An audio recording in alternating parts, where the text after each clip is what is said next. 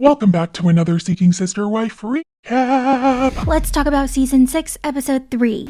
And if you didn't know, I'm dressing up as different characters in different costumes for the month of October. So today I am in the Secret Service. Dun, dun, dun, dun, dun, dun, dun, dun, dun, dun. Let's start with the Davis family. So Teresa and Nick go out on a date so that they can spend some time together one-on-one. He's dressed up in an outfit that looks like he bought it from Spirit Halloween. Not gonna lie, but I guess whatever makes him feel good, right? It's lovely to see you. It's lovely to see you. Thank you for joining me this evening. You're welcome. Thank you for joining me. So at the date, she confesses to Nick that she's had feelings for him for a super long time. That was the hardest part to do for me, was be like, Nick, this is how I feel. Because we were the homies for so long. And when they first became friends, she was in a monogamous relationship with another man, but she caught feelings, but she just couldn't, she had to suppress them. I'm not sure if it's obvious or not, but I'm pretty full of myself. Got a pretty high opinion of the person that I am. Wow. You know what? Actually, I admire his delusion. Give me some of that. I thought this part was a little confusing. He says even if Teresa had given him all the signs that she liked him, he must have just disregarded it, knowing that it was just him with his huge super confidence and ego. I would have disregarded them as just the way that I look at myself, and so I just would dismiss it. Doesn't that mean that he doubted his own confidence, or there's a level of self-awareness that it's fake? Because if he truly had that confidence and if he truly has that inflated sense of ego, wouldn't he have genuinely believed that she liked him? Does that make sense? Oh my God, we find out that they've been friends for 14 years. I have been your friend for 14 years. I have loved you for all these years. I am the perfect fit. I am in the best place that I've ever been in my whole entire life. So then she matches his energy when talking in figurative, metaphorical language with all the, you put a bell within my soul, and in order for me to find it, I had to be confident enough to ring it. What in the hell? Okay, well, at least Nick liked it. Of course, she's speaking his language. She seems kind of desperate for him. Like she really, really, really wants their relationship to work.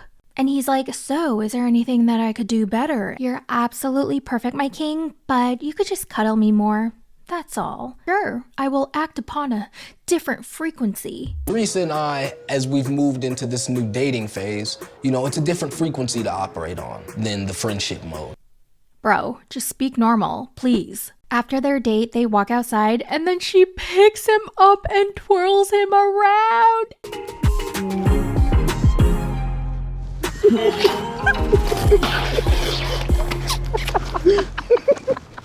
I'm sorry, I died. Back home after the date, they're all in their pajamas with wine talking about how the date went. Teresa wants to add someone else to the family, and they're like, whoa, whoa, whoa, you just got here. And she's like, yeah, but I just want to show my commitment to you guys and this family. I'm ready to legally marry another sister wife. I am excited to add another person to our circle. You just got here, Teresa. She talks about how when Danielle was still there, she had mentally prepared herself to marry Danielle legally. Now remember, the rule in their family is nobody marries Nick. All the women marry each other.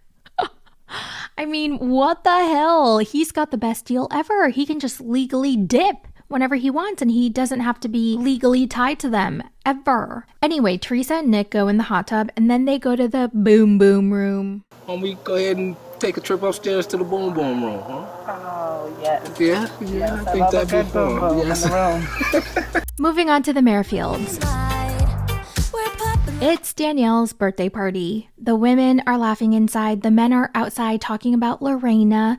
Now remember, Lorena is going to legally marry Garrick. So the brother, Sam, asks Garrick if he drafted up a prenup yet. And Garrick goes, no, not yet. I called a lawyer over and over again, but they just haven't called me back. We reach out to a lawyer and the guy doesn't return 5 times. He won't even return our messages or calls. Okay, then it's time to find another lawyer, Garrick. Garrick and Danielle's brother are in business together, so he definitely wants to make sure that none of that gets messed with. And in the confessional, Garrick is explaining this. Yeah, I understand why he's concerned because of our business. And then Danielle chimes in and she goes, well, he also has his family to think of. And Garrick goes, oh, yeah. It's not just about me and Lorena. You mean and Danielle? Don't forget about your first wife. And since he never heard back from the lawyer, he found a generic one online where you can go in and do your own editing. Ooh, doesn't really sound legit. Brother doesn't look too happy. He's like, well, don't forget you and I agreed to do this, okay? Because I want to make sure our business is protected and my sister's protected and all the kids and your parents. Because if you don't get this prenup done, then Lorena might get half of everything. Not just for us and the business sake, because you and I are partners in the business. If you were to just marry Lorena and something happened to you, then technically it's all hers. Sam's annoyed that Garrick isn't taking the prenup more seriously. He always procrastinates and leaves everything to the last minute, and this is very important. 90 days just goes by quick. Sure. So everybody goes back inside, sings happy birthday, she blows out her birthday candles, yay! And even though it's Lorena's first night in America and usually Garrick would spend the night with her, since it's Danielle's birthday, Lorena insisted that Danielle spend the night with him. So she took her up on that offer and Garrick did his very best to look happy. Now that Lorena's here, Danielle has to move out from the master bedroom that she shared with Garrick and into the sister room. This is so effing weird because she's essentially being kicked out, like being demoted. So as she's moving out all her stuff into the sister room, she's realizing what's actually happening. It's no longer her and Garrick anymore. They've been together for 17 years. Now there's another woman. I've been thinking we probably need to work out a schedule with changing the sheets. Ew. She's trying to keep her spirits up. She's trying to be positive. But when they're in Garrick and Danielle's closet to move out all her shit, all of a sudden hits her. As she's taking her stuff out, she cries, and Lorena is so sweet and supportive. I'm not sure what to bring. Totally understand, especially because you always kept your things here in the room itself. Honestly, I feel like she's very different from the previous ones because Roberta and Natalia, you kind of got the sense that they wanted Garrick all to themselves, but Lorena is super sweet. She wants that sisterhood so far. Oh my God, it could not be more clear that Danny does not want to do this, but she's just trying to appease Yesel. So they finally set some boundaries. They make it clear since she was super thrown off by him already being on the apps without telling her. This isn't the first time he's done this. He seeked before. He's been on dates without even letting Danny know, like until last minute. And it kind of sounds like he was just going off on his own, forgetting about his wife. And then, fishing turned into dinner without you telling me you were going to dinner. Dinner turned into, we're going to her parents' house for a bonfire. 3 a.m. hit. She felt like she was left on the back burner in their last poly relationship, so she wants to be included this time. Everything should be a group decision. He should keep her in the loop at all times. She should be included in the decision-making at all times. Just not involving Danny as much in some of the activities that me and this other person were doing. A big lack of communication. And he's like, yeah, okay. Her one non-negotiable. He cannot have kids with the sister wife. He's like, wait, what? Yeah, that's my only boundary, like hard line. You can't do it. But that's not going to be fair for the sister wife. Like, she should be able to have kids if she wants. Well, I wouldn't be okay with that. And he's like, but you can see how that may create some drama. I don't feel safe conceiving again. Like, I don't understand why Yesel is not supporting his wife in this. Like, she is laying the boundary and he just keeps fighting back. She's okay if the woman already has kids of her own, but she doesn't want them to have kids together. Part of my reason is just like a little bit of selfishness, because what if this woman has a baby with you and it's a girl? I couldn't handle that. Danny has always wanted a daughter, and if the new wife were to have a baby girl with Yesel, she would not take this well. With Danny's boundary, it's just gonna make it a lot more difficult. Find the woman that's just gonna be like, oh no, yeah, that's fine. I'm okay with that. No, it won't. You haven't even tried. He hasn't even tried yet, and he's already complaining. He has another long work trip coming up, and I guess every time he goes on these work trips, it takes him out of the house for like 2-3 months at a time. And because of this, he kind of wants to speed things up, but she's like, no, I want to slow things down. I don't want to rush into everything just because you're going on another trip soon. This is a major life change. This is more than just a friend to me. I share what it is to be a family with this person. Oh my God, they can't agree on anything. Again, why is she agreeing to this? Later that night, Joel, Yesel's brother, comes over and they tell him that they're searching for a sister wife, and the brother is floored. He's like, is this a prank? Like, whose idea was this? A sister wife, huh, Danny? This is out of nowhere. Out of nowhere. Whose idea was this?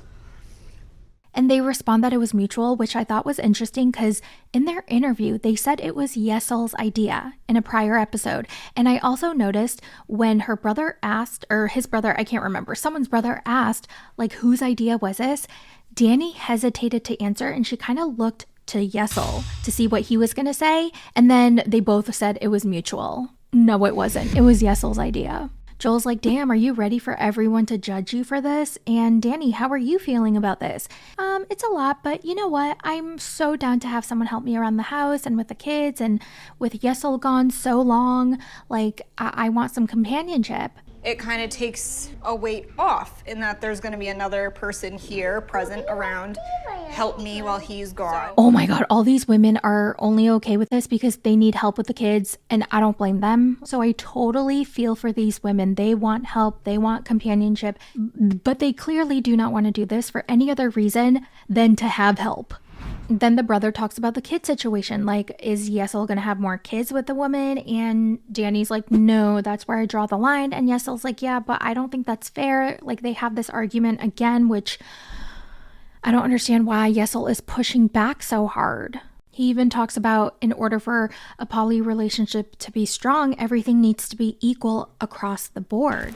Everything needs to be fair across the board for everybody. Everything needs to be equal. It doesn't need to feel like one person sits above everybody else in the relationship. Okay, if you really think so, then you should stay home more and share the domestic and childcare labor with your wife or wives. I bet he's not going to do that. Joel's very nervous for them. He doesn't think this is going to work out, and he really doesn't want them to break up. They might break up. And if they break up, it would be a tragedy. They're gambling with their relationship. Lastly, the Johnsons. So we see Shanae, the girlfriend, and Matt check into a hotel to have a steamy hot date. He wants to jump into spicy time right away, but she's like, nah, wait. I want to talk about some other stuff first. She wants more from him. She needs more from him. And she kind of feels like the side chick right now. She wants more of a commitment. And I think she kind of wants a proposal or a marriage or at least living together. But he doesn't suggest that. Instead, he asks her to move closer to them. They've been together for 3 years and they still haven't talked about their living situation, like in a more serious manner. It seems like all they've talked about is what they want to do. Oh, I wish we lived closer, but they haven't really set any plans. And I think Shanae is at a point where it's like, we got to do something or I need to move on. And that's it for the episode 3 recap. What did you guys think of this episode? Let me know your thoughts in the comments and I will talk to you in the next one. Bye.